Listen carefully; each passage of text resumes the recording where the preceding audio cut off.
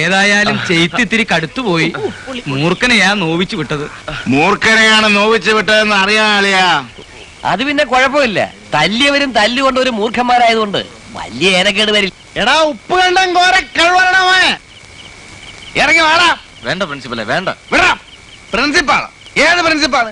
ഏത് കോളേജ്? ഞാൻ കോട്ടയം കുളിച്ചാടാ കേടി.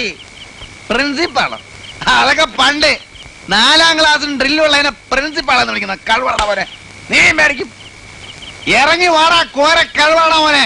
എടാ പാപ്പി, അപ്പി, മാത്ത, പോത്ത, എവിടാ നിന്റെ ചേട്ടൻ? ചത്തോടാ.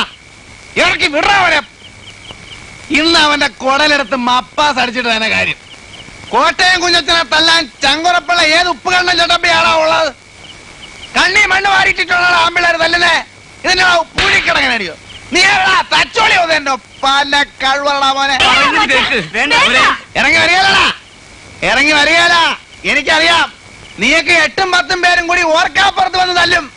നിന്റെ വീട്ടുമുറ്റത്താടാ നിൽക്കുന്നേ. ധൈര്യം കൊണ്ട് ആരാണ്? ഇറങ്ങി വാടാ ഓരോ കഴിവേറി. ഏലിയമ്മേ, നിന്റെ ചുന്നരി മോളെ ഇങ്ങോട്ട് പറഞ്ഞു വിടറി. നിന്റെ മോള് അവള് പറഞ്ഞിട്ടാ ഞാൻ ആ കിഴക്കൻ മലയെന്ന് വന്ന കൊരങ്ങനെ അവമാനിച്ചു വിട്ടത്.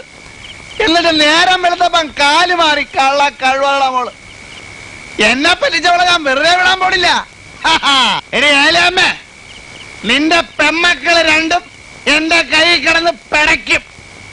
എന്റെ തള്ളള പ്രായമുണ്ട് നിനക്ക്.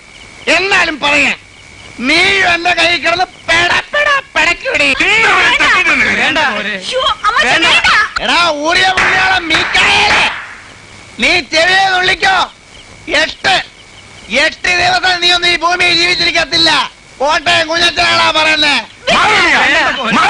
എടീ മോളെ, മോളിക്കുട്ടി, നീ നിന്റെ തന്തയ്ക്കും അമ്മാച്ചന്മാർക്കും വേണ്ടി പള്ളിയിൽ പോയി മരണവാപ്പീസ് ചെല്ലിക്കോടി. വരടാ മോളെ. പ്രിൻസിപ്പലെ, കോട്ടയം എവിടെ കിടക്കുന്നു? ഉപ്പ് കണ്ട എവിടെ കിടക്കുന്നു? കുഞ്ഞച്ചനോടാ കളി.